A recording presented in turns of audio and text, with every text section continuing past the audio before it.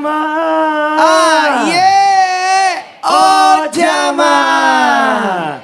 Alhamdulillah. Mana tepuk tangannya dulu dong, biar semangat buat semuanya, buat jamaah Islamitin dan dirahmati Allah. Masih di tema kita pagi hari ini, amalan agar wajahmu bercahaya di akhirat. Alhamdulillah.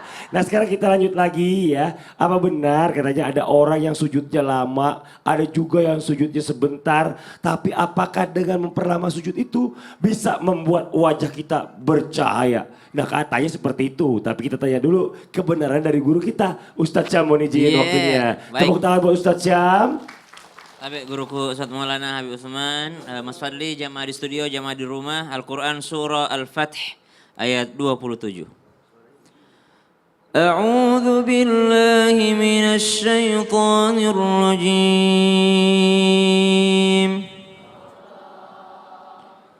Laqad sadaqallahu rasulahu ar-ru'ya bil haqq. لتدخلن المسجد الحرام إن شاء الله آمنين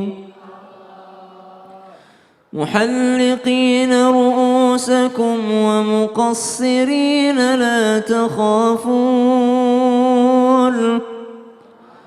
فعلم ما لم تعلموا فجعل من دون ذلك فتحا قريبا. Allahumma arhamna bil Quran. Ayat ini adalah ayat tentang baginda Nabi sallallahu alaihi wasallam. Kemudian nanti akan ada sambungan tentang bagaimana orang-orang yang membersamai baginda Nabi sallallahu alaihi wasallam yang mereka nampak daripada tanda-tanda sujud pada diri mereka. Simahum fi wujuhihim min atharis sujud. Ada bekas-bekas sujud pada dirinya. Berarti sujud itu ada bekasnya. Ada yang mengartikan secara hakiki, berarti ada tanda di dahinya bahwa dia orang yang rajin sujud. Ada yang mengartikan secara non harfiah, bukan tanda itu yang dimaksud. Bekas sujud itu adalah bagaimana sujud itu membekas pada kehidupan sehari-harimu. Orang yang tidak menyakiti orang lain dengan lisannya, tidak pernah ngatain orang, tidak pernah menjelekkan orang, tidak pernah ngehina orang, itu berarti sujudnya berbekas. Orang yang tidak pernah nipu orang lain, itu berarti sujudnya berbekas. Sujudnya dia bawa sampai ke warungnya sehingga tidak mau nipu orang, itu sujudnya berbekas. Anak yang tidak mau menyakiti perasaan orang tuanya, takut untuk menyakiti perasaan orang tuanya, berarti anak tersebut sujudnya ada bekasnya. Tapi orang yang tidak ada bekasnya sujudnya, baru habis sholat udah nyakitin perasaan orang tua. Baru habis sujud udah nyakitin perasaan istri. Baru habis sujud udah melawan suami lagi. Berarti tidak ada bekasnya sujudnya. Sujud sih sujud, lama sih lama sujudnya. Tahajud tiap malam. Tapi ternyata dia tidak bisa bedakan mana yang sunnah, mana yang wajib. Perempuan yang hebat, yang solehah itu dia tahu mana wajib, mana sunnah. Sholat tahajud wajib apa sunnah, Bu? Sunnah. Wanita soleha itu dia tahu yang mana yang wajib. Maka wanita soleha itu sebelum dia datang ke atas sejadahnya, dia naik dulu ke atas kasurnya. Wahai rajaku, adakah yang kau inginkan dariku? Kalau tidak ada, saya tahajud dulu. Kenapa? Dia tahu mana yang wajib, mana yang sunnah. Bukan dia tiba-tiba naik ke atas sejadahnya dengan mengatakan, jangan kau sentuh saya sudah wudhu. Tidak begitu. Maka dia tahu yang wajib, yang mana yang sunnah. Ini berbekas sujudnya ini, berbekas sujudnya. Lalu apakah menjadi sebuah cahaya bagi dirinya? Tentu saja di awal kita sudah sampaikan, segala cahaya yang datang dari Allah Subhanahu wa Ta'ala itu adalah cahaya yang berasal daripada amal-amal yang diterima. Semakin khusyuk sujud tersebut, semakin kita menyambungkan hati kita kepada Allah Subhanahu wa Ta'ala ketika kita bersujud, merendahkan diri di hadapan Allah Subhanahu wa Ta'ala, maka semakin terang cahaya itu sehingga orang-orang akan sadar nanti di hari kiamat, ya Allah, ya Rabb, seandainya dahulu sholat saya seperti sholatnya si fulan, seandainya dahulu amal saya seperti amalnya si fulan, sujudnya si fulan, maka saya pun akan mendapatkan cahaya yang demikian. Suatu ketika Ibunda Aisyah kehilangan jarum ketika sedang menjahit sesuatu. Maka ketika Ibunda Aisyah menunggu kedatangan Nabi SAW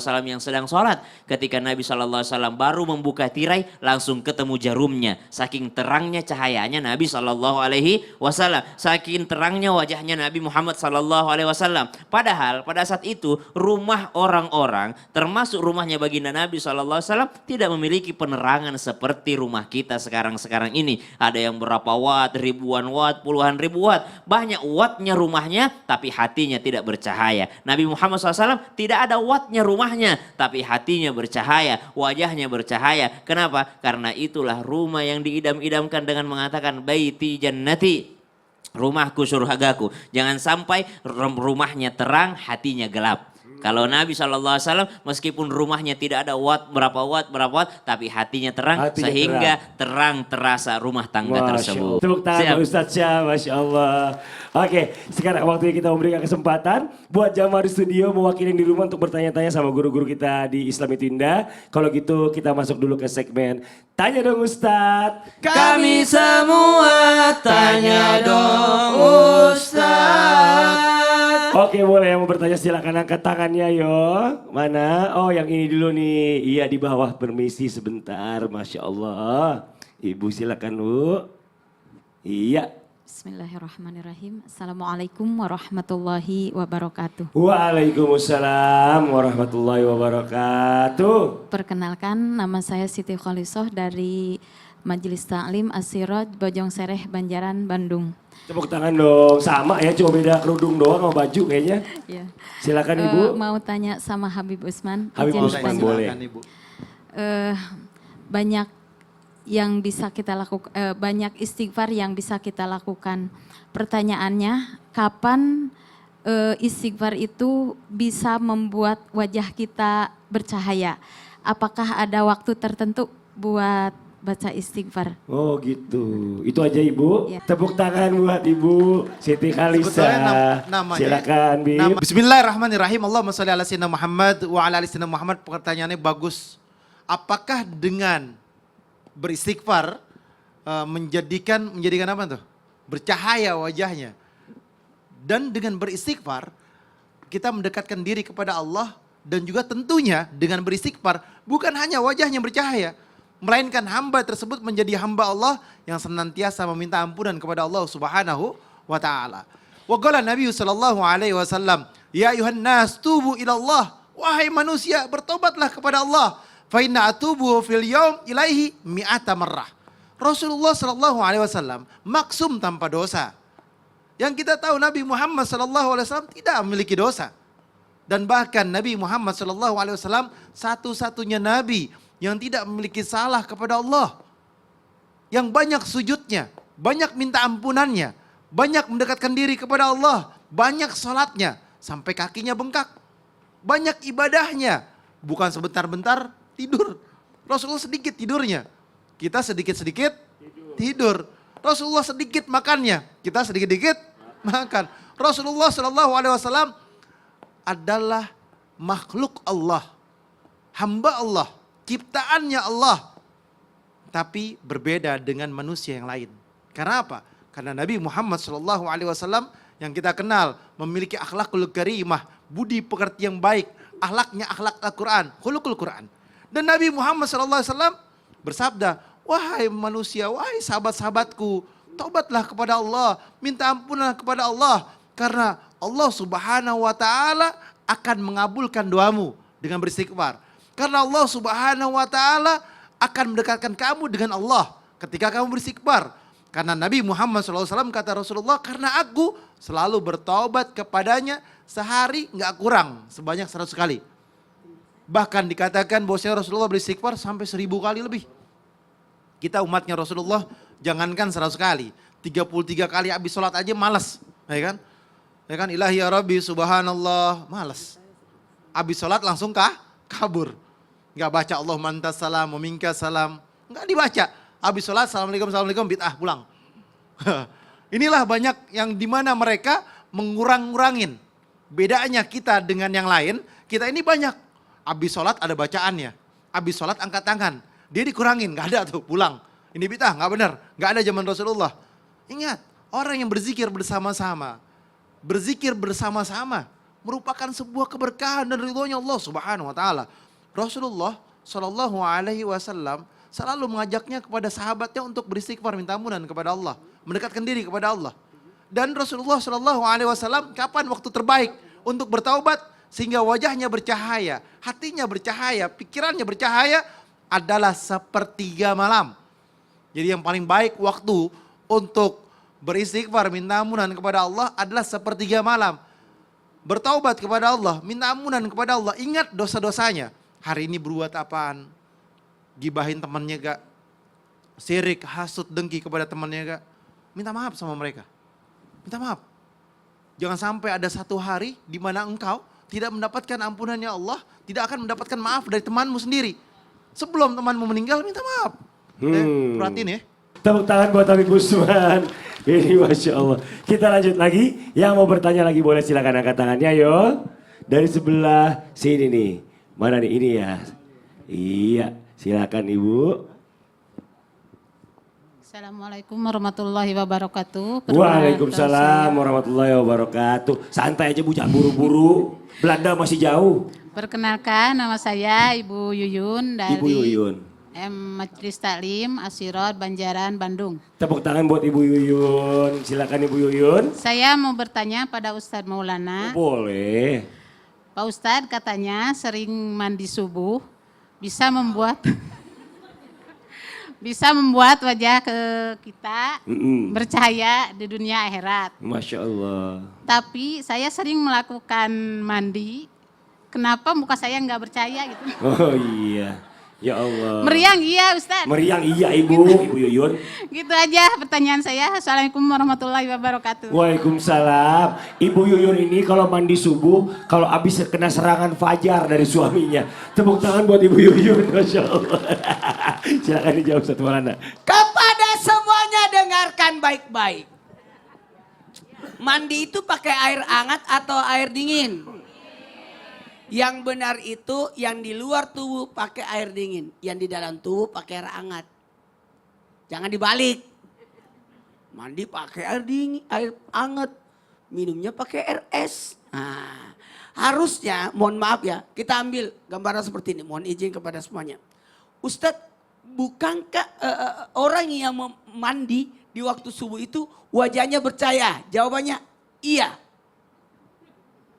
1, 2, 3. Jawabannya? Iya. 1, 2, 3. Jawabannya? Iya. Kenapa bisa? Karena janganlah engkau menghadap kepada Allah. Ingat, sebelum tahajud, sebelum subuh, sebaiknya kita mandi dulu. Mandi terbaik itu sebelum salat subuh atau sebelum tahajud. Kenapa? Itu mandi yang terbaik sebenarnya. Mandi yang dicintai oleh Allah. Innallaha yuhibbut tawwabina wa yuhibbul mutatahhirin. Kalau mau dicintai sama Allah, suci. Mau disayangi Allah, suci. Kenapa? Ini ya, mohon maaf. Jangan kau ganggu, ini dengerin yang di rumah. Jangan kau ganggu malaikat yang menyertaimu ketika sholat malam dengan bau badanmu. Ulangi. Jangan kau ganggu malaikat ketika engkau sholat dengan bau badanmu. Allah, ya Allah bau banget. Jadi bagusnya itu kita mandi dulu baru tahajud. Jamaah. Mandi dulu ya. Baru tahajud ya. Mandi sebelum subuh dicintai Allah. Mandi sesudah subuh, mandi menyegarkan. Mandi tengah hari, mandi sakit kepala.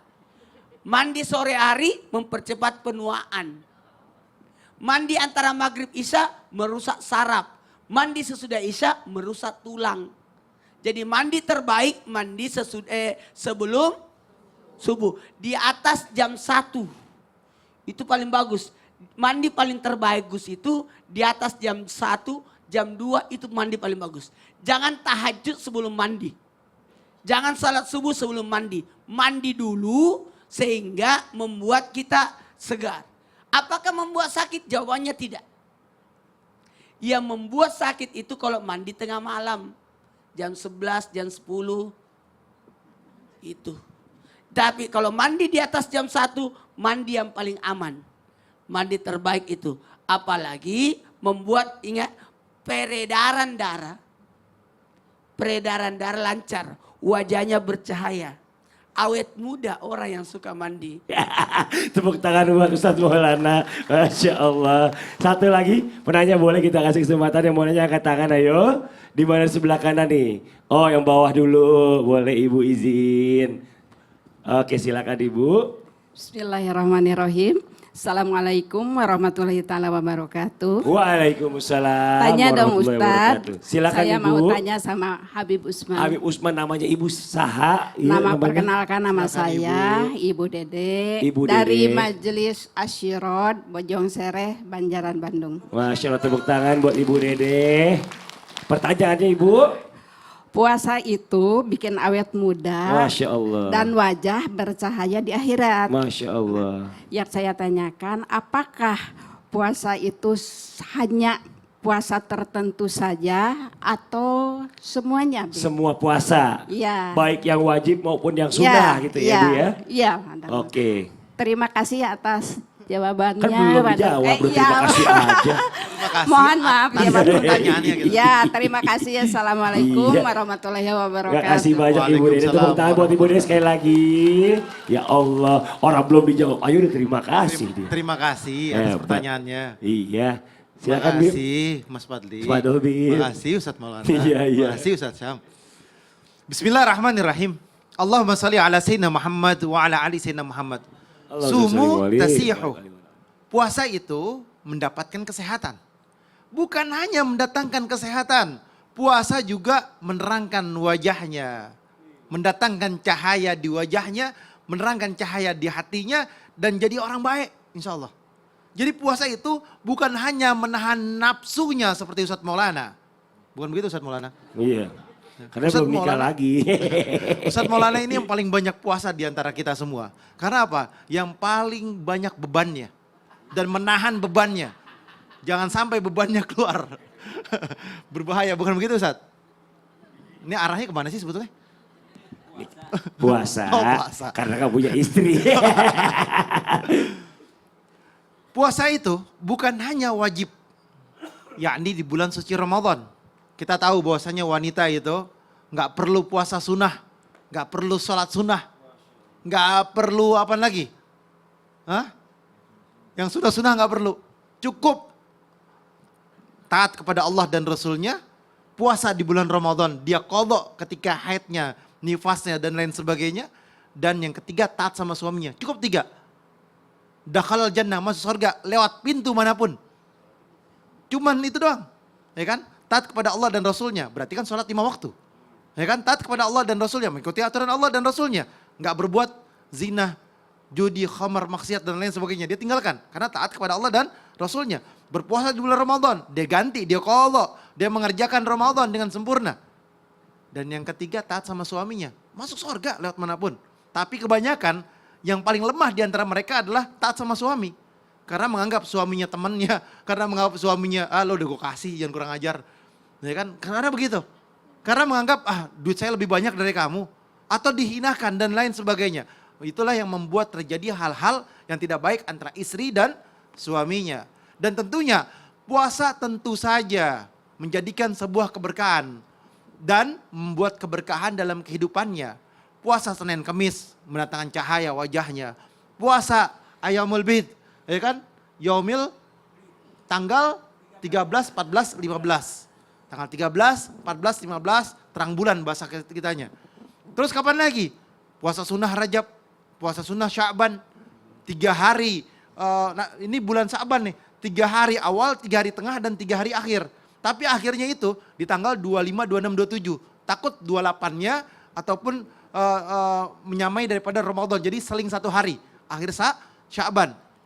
Jadi kalau masuk kira-kira 2 hari sebelum Ramadan berhenti.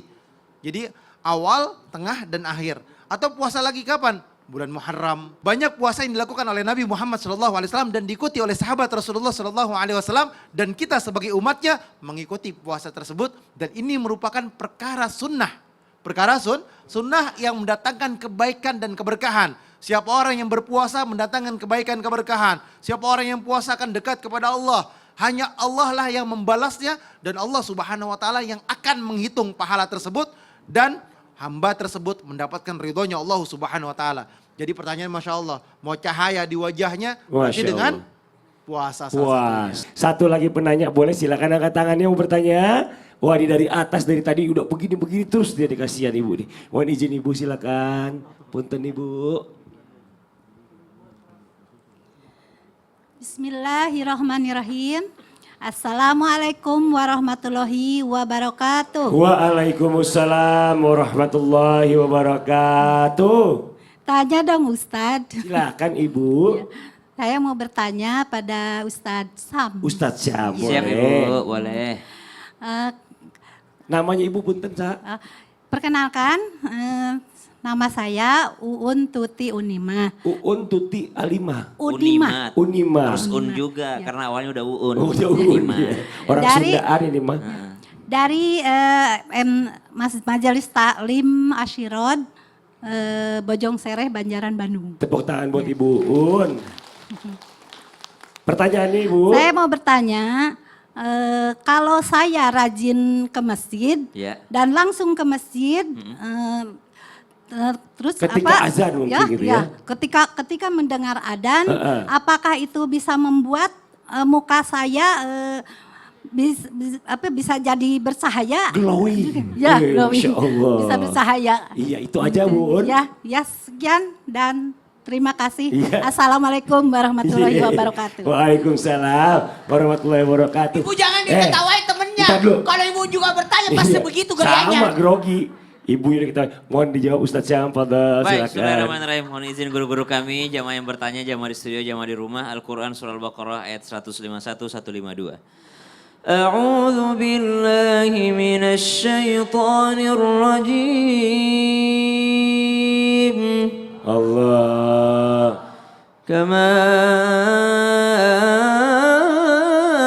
أرسلنا فيكم رسولا منكم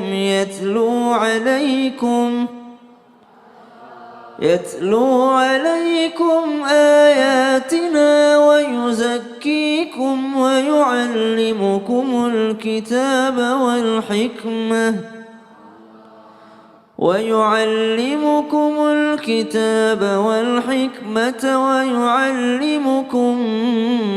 ما لم تكونوا تعلمون فاذكروني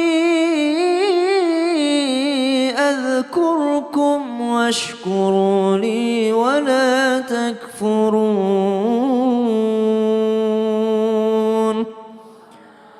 Apakah ketika saya di dunia senantiasa memenuhi panggilan Allah Subhanahu wa taala, maka Allah akan memberikan cahaya kepada saya? Maka jawabannya fadhkuruni adzkurkum. Ingatlah kepadaku, maka aku pun akan mengingat kepadamu, kata Allah Subhanahu wa taala. Maka jangan khawatir dari miliaran manusia, dari mereka semua yang beriman kepada Allah Subhanahu wa taala. Tentu saja mereka yang senantiasa memenuhi panggilan Allah, senantiasa mengingat Allah, akan diingat pula sama Allah Subhanahu wa taala. Kita menjadi seorang pendosa saja masih diingat sama Allah Subhanahu wa taala. Kita belum bertaubat saja, Allah masih sayang sama kita, masih diberikan kesempatan hidup untuk kembali kepada Allah Subhanahu wa taala. Apatah lagi orang tersebut adalah orang yang senantiasa memenuhi panggilan Allah Subhanahu wa taala. Hayya 'alas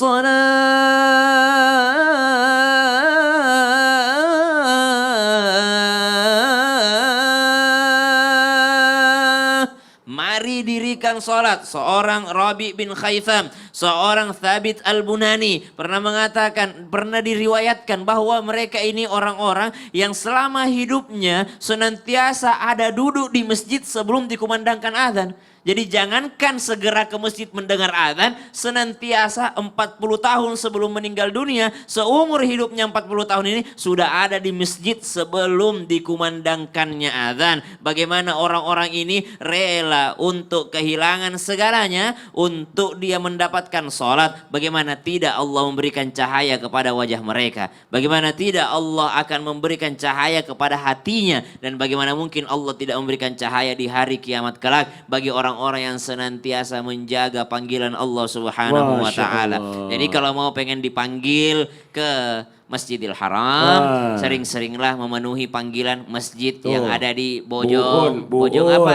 Bojong Sereng. Bojong Iya, Sereng. kalau pengen Bandung. dipanggil ke Masjidil Nabawi, sering-seringlah memenuhi panggilan yang ada di Masjid Bojong Sereng. Amin. Nah ini buat jamaah Islam itu indah, jangan kemana-mana dulu ya. Ya. Setelah ini kita lanjut lagi, jadi tetap di Islam itu indah. Jamaah